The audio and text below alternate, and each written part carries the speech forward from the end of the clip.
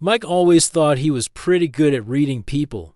At 28, he had learned to pick up on social cues and understood the difference between being friendly and leading someone on.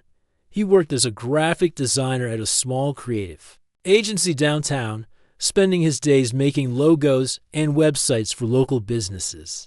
His life was simple, predictable, and comfortable. He shared a 2-bedroom apartment with his college buddy Tom, who was probably his best friend in the whole world. They had this great system going. Tom handled the bills and grocery shopping, while Mike took care of cooking and keeping the place clean. It worked perfectly for both of them, and neither one was in any rush to move out and live alone. The apartment wasn't fancy, but it was home. They had a decent-sized living room with a comfortable couch they'd bought secondhand, a small dining table by the window, and a kitchen that was just big enough for one person to cook in without bumping into everything Mike had hung some of his best design work on the walls, and Tom had contributed his collection of vintage movie posters. It felt like a real home, not just a place where the guys crashed between work days. Mike was the kind of person who genuinely enjoyed helping others. If a neighbor needed help moving furniture, he was there. If a coworker was struggling with a project, he'd stay late to lend a hand. His friends often joked that he was too nice for his own good, but Mike saw it differently. He just believed in treating people the way he wanted to be treated.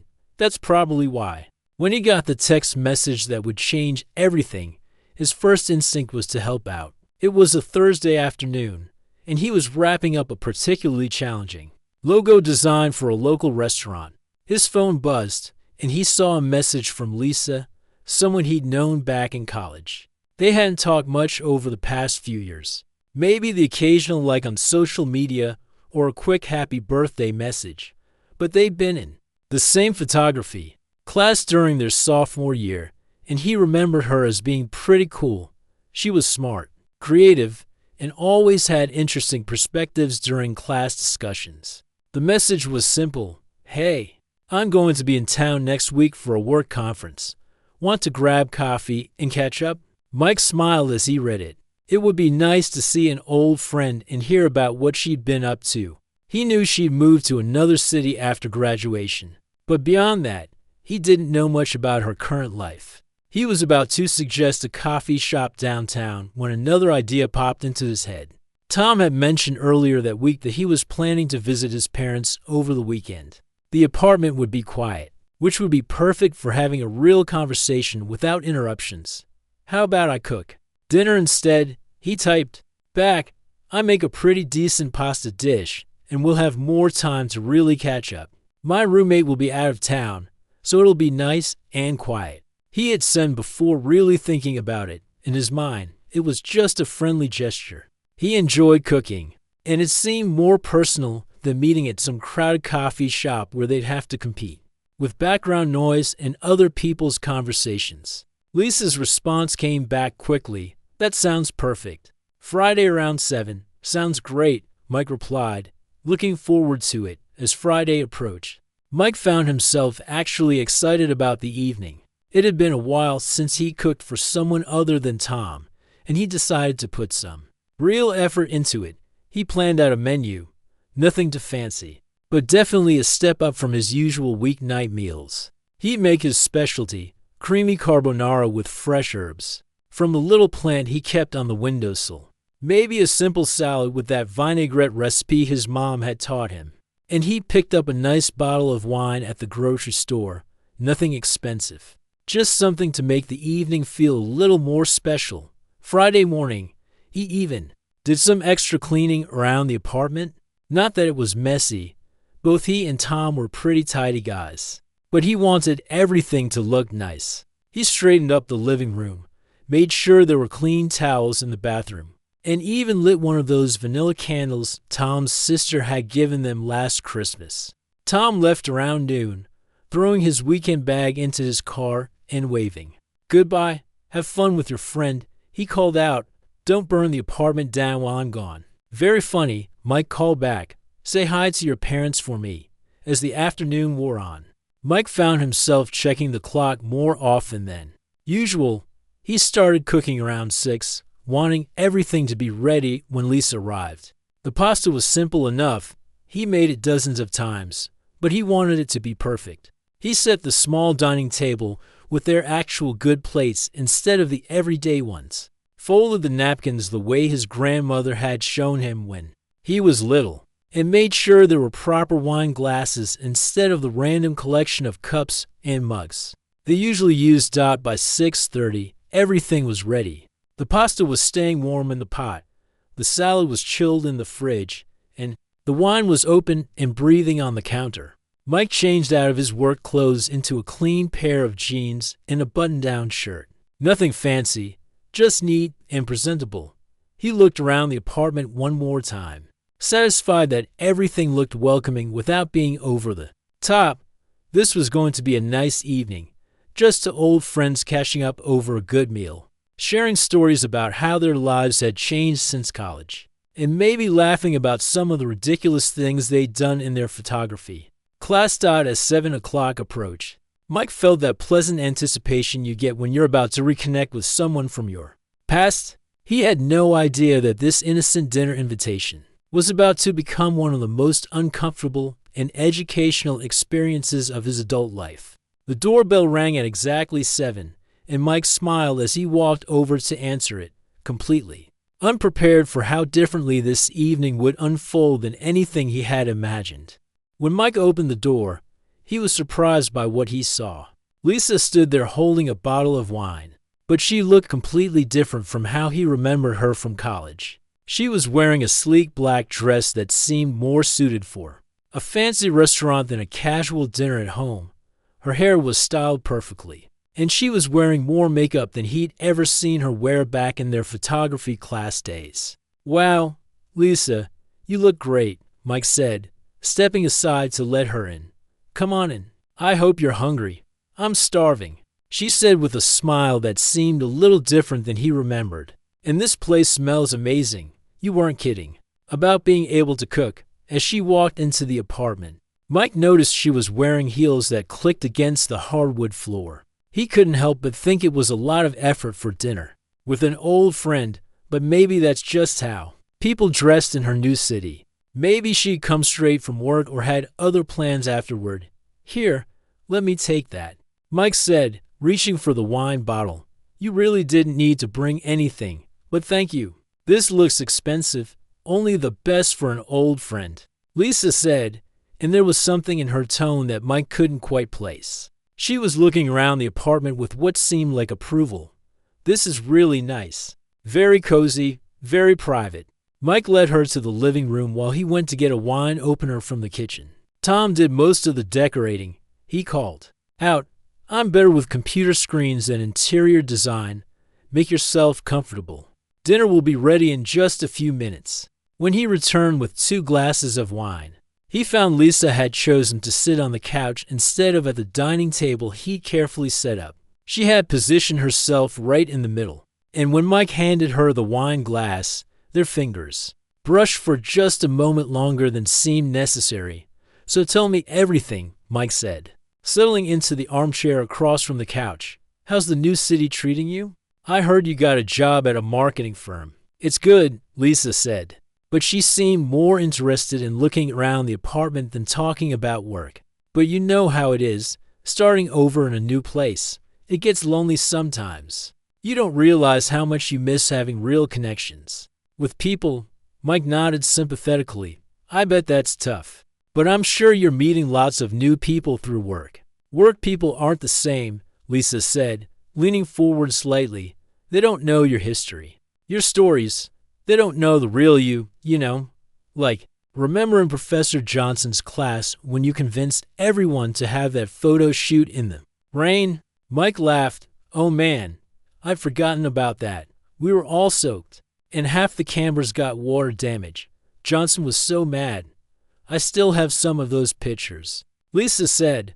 "Looking at them always makes me think about how much fun we had together, how comfortable we were with each other." There was something in the way she said comfortable that made Mike pause. He took a sip of his wine and tried to redirect the conversation. "Well, I should check on dinner. I don't want the pasta to overcook. Don't worry about it yet." Lisa said quickly. We have plenty of time. Come sit over here where we can talk properly. I feel like I'm in a job interview with you all the way over there. Mike hesitated for a moment, then moved to the couch, but made sure to sit on the opposite end from where Lisa was positioned. Almost immediately, she shifted closer, closing some of the distance he tried to maintain. That's better, she said. Now, tell me about your love life. Are you seeing anyone special? The question caught Mike off guard. No, not at the moment. I've been pretty focused on work lately. What about you? Single and ready to mingle, Lisa said with a laugh that sounded forced. The dating scene in my new city is terrible. All the good guys are taken or they're not looking for anything serious. It makes you appreciate the people you already know, people you have a history with. Mike was starting to feel uncomfortable, but he told himself he was reading too much into things. Maybe Lisa was just being friendly. Maybe this was just how she talked now. I'm sure you'll meet someone great, he said. You're smart, successful, funny. Any guy would be lucky to date you? Any guy, Lisa asked, and she moved even closer on the couch. What about you, Mike? Did you ever think about us that way? Back in college? Now Mike knew he wasn't imagining things. This conversation had definitely taken a turn he hadn't expected. Lisa, we were always just friends, he said carefully. Good friends, but we could have been more, she said. I always wondered what would have happened if one of us had been brave enough to try. And now here we are, both single, both adults who know what they want. Mike stood up quickly, using dinner as an excuse to escape the increasingly uncomfortable situation. I really should check on the food, he said.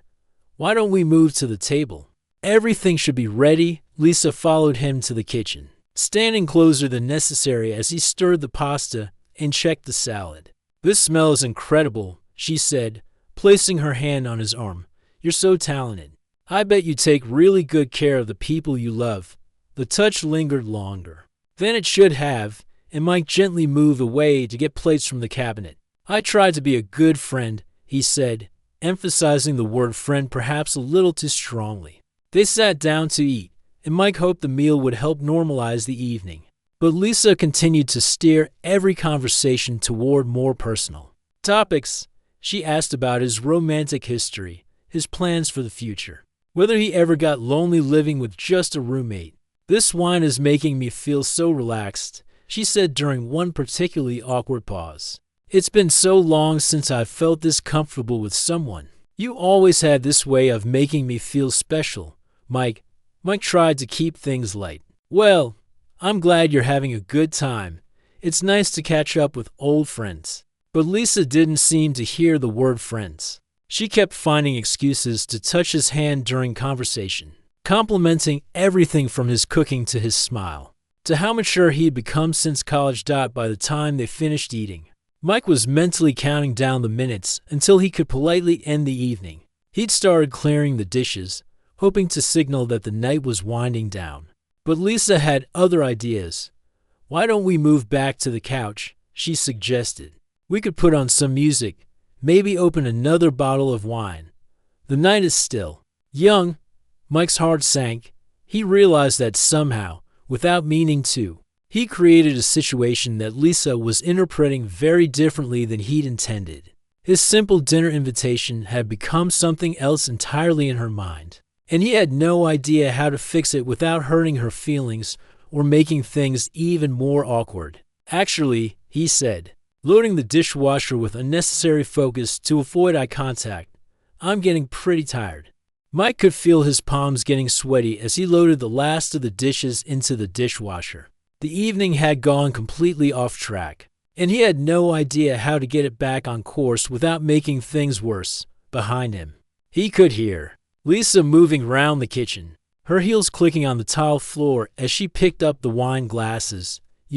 Lisa said, her voice softer than it had been all evening. I keep thinking about how different things could have been if we'd stayed in touch more after college. We had such a good connection back then.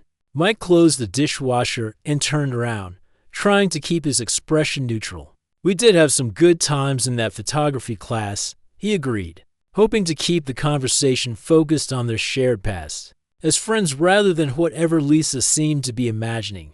More than good times, Lisa said, stepping closer. There was always something special between us. I could feel it then, and I can feel it now. The way you invited me over tonight, cooking for me, making everything so perfect and private. It shows you felt it too. Mike's heart started beating faster. This was exactly what he'd been afraid was happening, somehow. His attempt to be a good friend had been completely misunderstood, Lisa. He started carefully. I invited you over because we're old friends and I thought it would be nice to catch up. That's all. But Lisa wasn't listening. She had moved even closer, close enough that he could smell her perfume. You don't have to be shy about it, she said with a smile that made Mike even more uncomfortable. We're both adults now. We both know what we want. Mike took a step back, but he was already against the kitchen counter with nowhere else to go. I think there might be some confusion here, he said, trying to keep his voice calm and gentle. I really did just want to have dinner with an old friend. Come on, Mike, Lisa said, reaching out to touch his arm again. The romantic dinner, the wine, the candles. Having me over when your roommate isn't here. You can't tell me this wasn't planned. Mike felt like he'd been hit by a truck. Romantic dinner?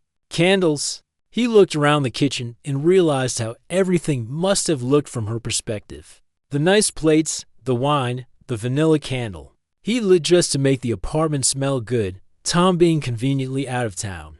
Every innocent detail had apparently added up to something completely different in Lisa's mind. The candle was just to make the place smell nice, he said weakly. And I always use the good plates when someone comes over. I wasn't trying to create any kind of romantic atmosphere. Lisa laughed. But it wasn't a happy sound. Mike, you don't have to pretend. I can tell when a guy is interested. The way you've been looking at me tonight, the effort you put into everything. Just admit what this really is. Mike felt trapped. Everything he'd done out of simple politeness and friendship had been interpreted as romantic. Interest. The more he tried to explain, the more convinced Lisa seemed to become that he was just being modest or playing hard to get. I think maybe I should head back to my hotel, Lisa said suddenly. But her tone suggested she didn't really mean it, unless you want me to stay longer. This was Mike's chance. He could end the evening right now, let her leave, and hopefully they could both forget this awkward misunderstanding ever happened. Actually, he said, relief flooding through him. It is getting pretty late. But instead of moving toward the door, Lisa just smiled wider. Is it? She asked. Or are you just saying that because you're nervous? Mike realized he was handling this all wrong. He needed to be more direct. But he also didn't want to hurt her feelings or make her feel embarrassed. Lisa was a good person who had simply misread the situation. The last thing he wanted was to make her feel stupid or rejected. I really do. Have an early morning tomorrow, he said, which was partially true. He and some friends had talked about maybe going for a hike, though nothing was definitely planned. I promised some friends I'd meet them for a hiking trip, oh, Lisa said. And for a moment she looked genuinely disappointed. Mike felt a flicker of hope that maybe she was finally understanding, that the evening was supposed to end. Yeah, so I should probably get some sleep soon, Mike continued, moving toward the living room in what he hoped was a clear signal that they were heading toward the front door. Lisa followed him, but she didn't seem to be in any hurry to gather her things. Instead, she sat back down on the couch and patted the cushion next to her. We could just talk for a few more minutes, she said. I feel like we're just starting to reconnect. Mike remained standing, hoping his body language would communicate what his words apparently weren't getting across. Lisa, I really did enjoy catching up with you tonight, he said, choosing his words carefully. It was great to hear about your new job and your life in the new city. But Lisa prompted, clearly sensing there was more he wanted to say. But I think we should probably call it a night, Mike finished. You must be tired from your conference, and like I said, I've got that early morning. For a long moment, Lisa just looked at him. Mike could practically see the wheels turning in her head as she tried to figure out what was happening. He held his breath, hoping she would finally understand and make this easy for both of them. Then Lisa stood up, but instead of walking toward the door, she moved closer to Mike. "You know what I think," she said.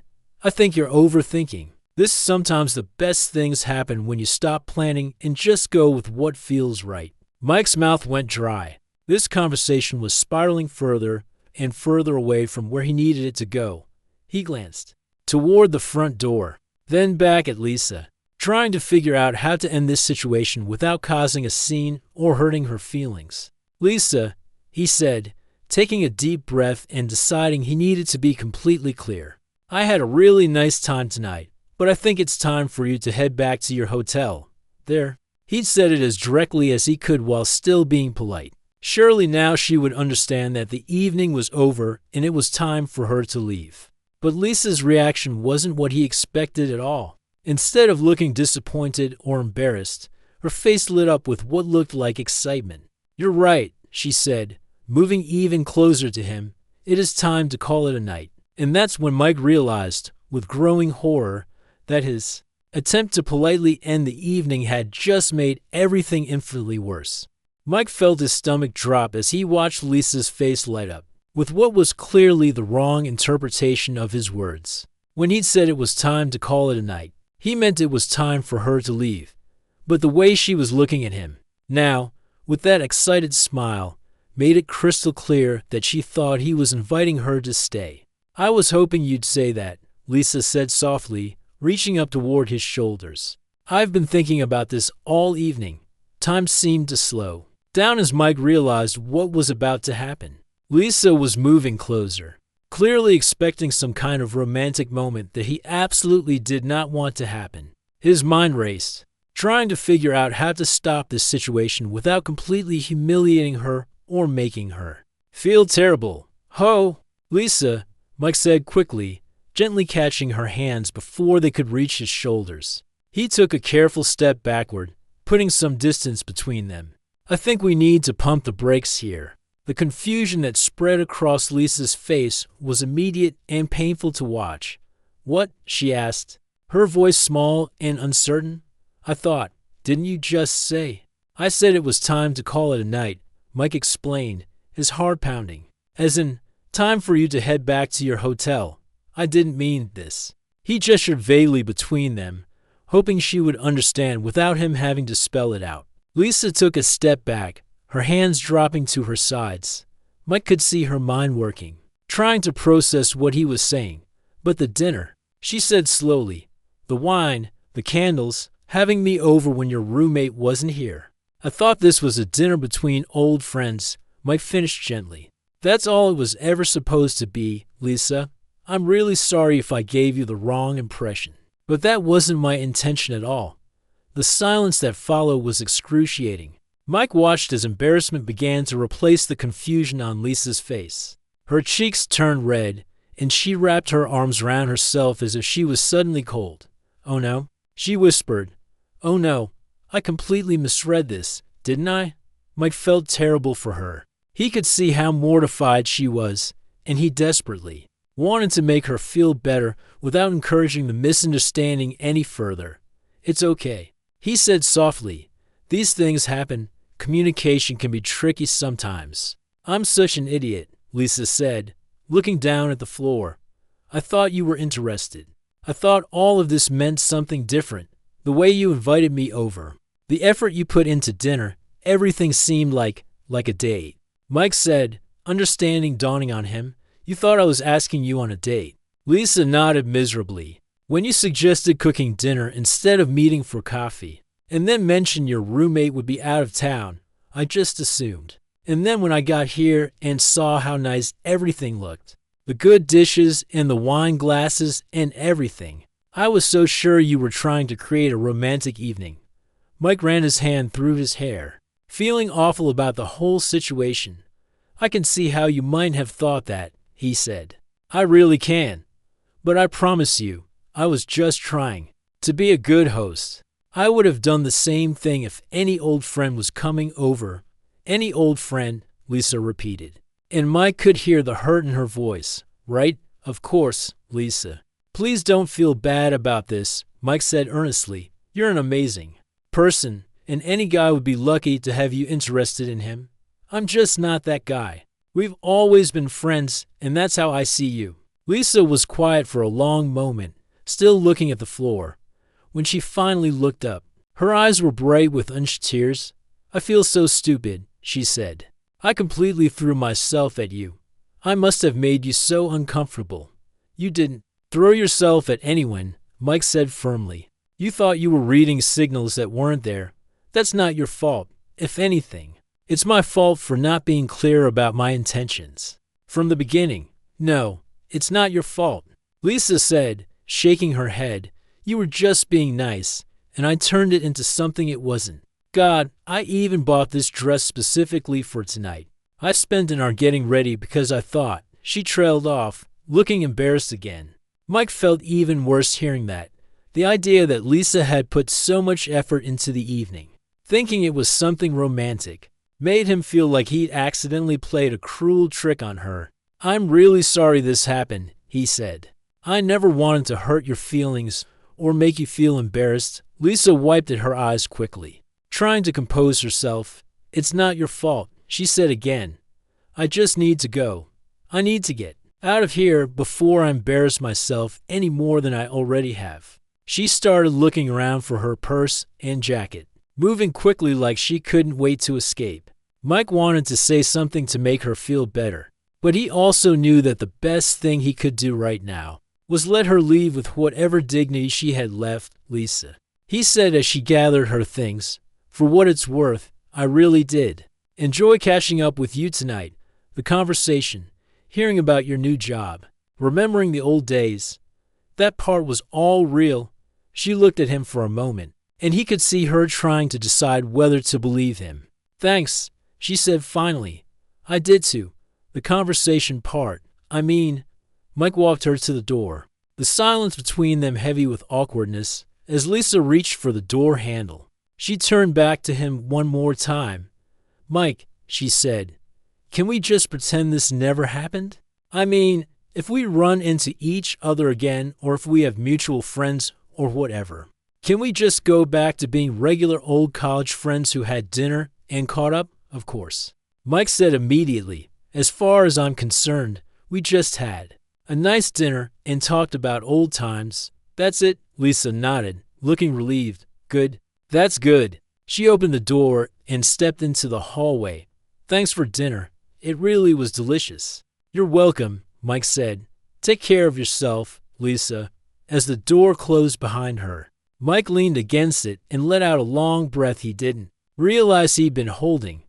The apartment was suddenly very quiet, and he could still smell Lisa's perfume in the air. He looked around at the remnants of the evening, the wine glasses on the counter, the vanilla candles still flickering on the dining table, the good plates drying in the dish rack. Everything looked exactly the same as it had an hour ago, but somehow the whole experience had changed how he saw it all. What had seemed like simple hospitality to him had clearly looked like something entirely different to Lisa. The realization was both eye-opening and deeply uncomfortable. After Lisa left, Mike stood in his apartment for a long time, just staring at the closed door. The silence felt heavy, almost overwhelming after the tension of the past few hours. He could still hear the echo of her heels clicking down the hallway, getting fainter and fainter until there was nothing left but the quiet hum of the refrigerator and the distant sound of traffic outside. He walked back to the living room and blew out the vanilla candle, watching the small wisp of smoke curl up toward the ceiling. Such a simple thing, lighting a candle to make the apartment smell nice. But in Lisa's mind, it had been part of some grand romantic gesture that he'd never intended to make. Mike sank down onto the couch, the same spot where Lisa had sat just an hour earlier, trying to convince him that there was something special between them. He replayed the entire evening in his head, moment by moment, looking for clues he might have missed or signals he might have accidentally sent. The invitation to cook dinner, instead of meeting for coffee, mentioning that Tom would be out of town, using the good plates and wine glasses, the candle, even the way he'd cleaned the apartment and put effort into the meal. Every single thing that had felt like basic courtesy and friendship to him. had apparently screamed romantic interest too. Lisa, he thought about her dress, how much effort she'd put into getting ready, how excited she'd seemed when she first arrived. She'd been expecting a completely different kind of evening, and he'd been completely oblivious to it until things had gotten uncomfortable. The worst part was how terrible he felt for her. The embarrassment on her face when she realized her mistake. The way she'd called herself stupid. How quickly she'd wanted to escape. Mike had never wanted to hurt anyone's feelings, especially not someone he genuinely cared about as a friend. When Tom got back from his parents' house on Sunday afternoon, Mike was still thinking about the whole situation. His roommate dumped his weekend bag by the door and immediately headed to the kitchen for a snack. "How was dinner with your college friend?" Tom called out, rummaging through the refrigerator. "Did you guys have a good time catching up?" Mike wasn't sure how to answer that question. It was complicated, he said finally. Tom emerged from the kitchen with a leftover slice of pizza and a curious expression. "Complicated how? Did she turn out to be weird or something?" "Not weird," Mike said. "Just, she thought it was a date." Tom nearly choked on his pizza. "Wait, what? But you said you guys were just friends." "We are just friends," Mike said. "At least, I thought we were. But apparently, inviting her over for dinner when you weren't here sent the wrong message." Tom sat down in the armchair across from the couch. "Dude, that's rough. What happened?" Mike told him the whole story, from Lisa's dress and behavior during dinner to the awkward confrontation when he tried to end the evening. Tom listened without interrupting, occasionally shaking his head or making sympathetic noises. "Man, that sounds terrible for both of you," Tom said when Mike finished. "But honestly, I can kind of see how she might have gotten the wrong idea. I mean, if some girl I knew from college invited me over for a home-cooked dinner when her roommate was conveniently out of town, I might wonder if she was interested too." Mike stared at his friend. "Really? You think I led her on?" "Not on purpose," Tom said quickly. "But think about it from her perspective. How often do people our age cook elaborate dinners for casual friends? Usually when someone puts that much effort into an evening, it means something." This hit Mike like a punch to the gut. "But I was just trying to be nice," he said. "I like cooking, and I thought it would be more fun than some crowded coffee shop." "I know that, and you know that," Tom said. "But she didn't know that. To her, it probably looked like you were trying to impress her." Over the next few days, Mike found himself thinking about Tom's words more and more. He started paying attention to how other people communicated, both what they said and what they didn't say. He noticed how his co-workers at the design agency were careful to be specific when making plans. "Want to grab lunch as colleagues?" Or "I'm having a few friends over for a casual hangout, nothing fancy." He realized that he'd been assuming people would automatically understand his intentions, without ever actually stating what those intentions were. It had never occurred to him that his actions might be interpreted differently than he meant them. A week later, Mike ran into an old high school friend at the grocery store. Dave was someone he hadn't seen in months, and they struck up a conversation in the produce section. "We should hang out sometime," Dave said as they were wrapping up there. "Chat, maybe grab dinner or something." "That sounds great," Mike replied. Then, remembering his recent experience, he added, "Just as friends catching up, you know? It's been way too long since we talked." Dave looked a little confused by the clarification, but he nodded. "Yeah, definitely. I'll text you." As Mike drove home from the grocery store, he realized that adding those few extra words hadn't been awkward at all. If anything, it had made the invitation clearer and more comfortable for both of them. He started applying this new awareness to other areas of his life. When a female coworker asked for help with a project, he made sure to keep their interactions professional and clear. When his neighbor needed help moving furniture, he mentioned that he was happy to help as a good neighbor. Small clarifications that didn't change his helpful nature, but made his intentions crystal clear. Months passed, and Mike never heard from Lisa again. He hoped she was doing well in her new city and that their awkward evening hadn't affected her too badly. Sometimes he wondered if she'd learned similar lessons about communication and assumptions. One day, While waiting in line at his favorite coffee shop, Mike struck up a conversation with the woman in front of him. Her name was Rachel, and she was an elementary school teacher who shared his love of photography. They talked for 20 minutes about cameras and their favorite places to take pictures around the city. "I'd love to continue this conversation sometime," Mike said as they reached the front of the line. "Would you like to go out to dinner this week, as in an actual date, not just friends hanging out?" Rachel smiled. "I'd like that," she said. "I appreciate you being so direct about it." As they exchanged phone numbers, Mike felt proud of how clearly he communicated his intentions. There was no room for misunderstanding, no chance for anyone to misread the situation. That evening, as he told Tom about meeting Rachel, Mike reflected on how much he'd grown from his uncomfortable experience with Lisa. He'd learned that good intentions weren't enough if they weren't communicated clearly. He'd discovered that being direct about his feelings and intentions, even when it felt awkward, was actually kinder and more respectful than leaving people to guess. Most importantly, he'd learned that taking responsibility for clear communication didn't mean he'd done anything wrong before. It just meant he was committed to doing better going forward, and that was a lesson worth learning, even if it had come from such an uncomfortable experience.